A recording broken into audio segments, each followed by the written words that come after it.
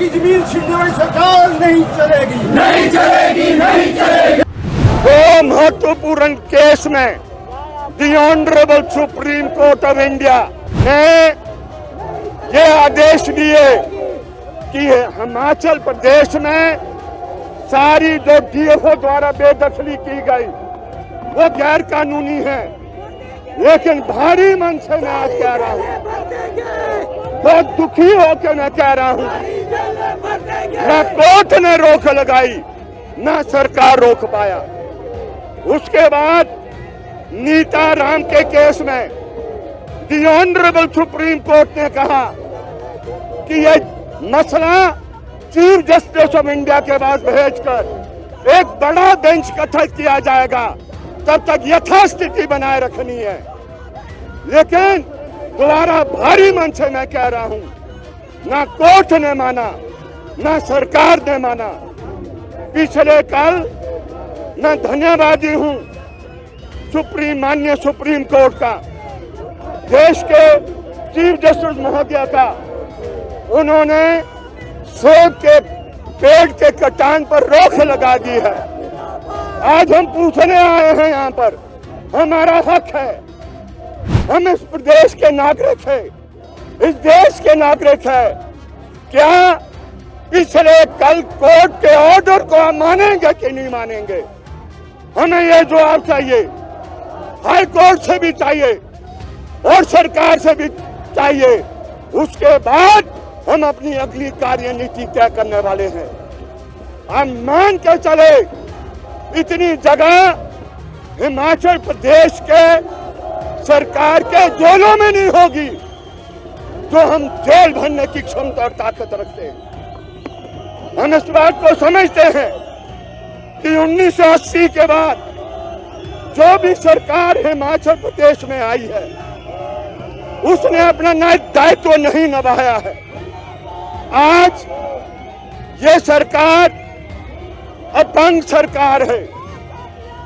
आज से पहले जितनी सरकारें 1980 के बाद रही है, अपंगु सरकारें रही है, वो 2 इंच भूमि नहीं दे सकती।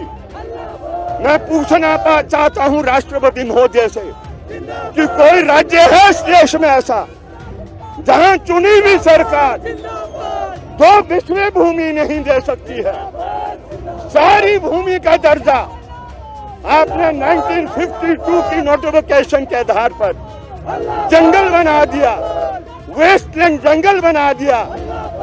तो मुझे बताएं, गरीब जाएगा कहां पर? इसलिए ये लड़ाई होने वाली है, ये लड़ाई लंबी होगी। इन्होंने तय करना है कि ये लड़ाई को कितना लंबा ले जाना चाहते हैं। हम क्लियर बताना चाहते हैं, हमारी क्षमता, हमारी ताकत, हमारी ऊर्जा साल से अधिक आंदोलन को चलाने की है। अगर इस देश के अंदर संयुक्त किसान मोर्चा 1 साल से अधिक 732 शहादतें देकर 3 कृषि कानून को वापस करने की ताकत रखता है, ये जन जो आज यहाँ पर आया है, हम ताकत रखते हैं। जो आज विधवा को 3 बीघे से कम वाले को बीपीएल के मकानों को जो ताला लगाने का काम किया जा रहा है, अगर ये नहीं रोक सकते हैं तो हम अपनी ताकत के साथ आपके सामने और इस सरकार के सामने और इन कोर्ट कचहरियों के सामने रोक के दिखाएंगे। देखिए, मैंने पहले इस बात को कहा है, गरीब किसान को जानना बंद करो। एक ऐसा व्यक्ति होता है गरीब किसान को जानना दूसरी की दर्द है उसको देखकर खुशी होती है। उसको अंग्रेजी में बोलते हैं sadist. These are sadist action. बुरा ना माने मेरी बात को कोई, चाहे सरकार में बैठा है या कोर्ट कचहरियों के अंदर है। मैं एक परिवार से मिला, मैंने उनसे पूछा आप सुप्रीम कोर्ट क्यों नहीं गए? बोला टूट गए हैं, टूट गए हैं। हम अपने बच्चों को पाल पाएंगे नहीं पाल पाएंगे हम कह नहीं सकते। हमने जो था हमारे पास हमने लगा दिया। They could not go to the Supreme Court. आप हर गरीब को चाहते हैं सुप्रीम कोर्ट जाएं। जब सुप्रीम कोर्ट ने बेसिक बातें कह दी है, क्या इनका दायित्व नहीं बनता है? इनकी जिम्मेवारी नहीं बनती है? Is this government not under the constitution of India? हम पूछने आए हैं। इसलिए लड़ाई चलेगी, हर हालत में चलेगी, और कोई हमारी कमजोरी ना समझे।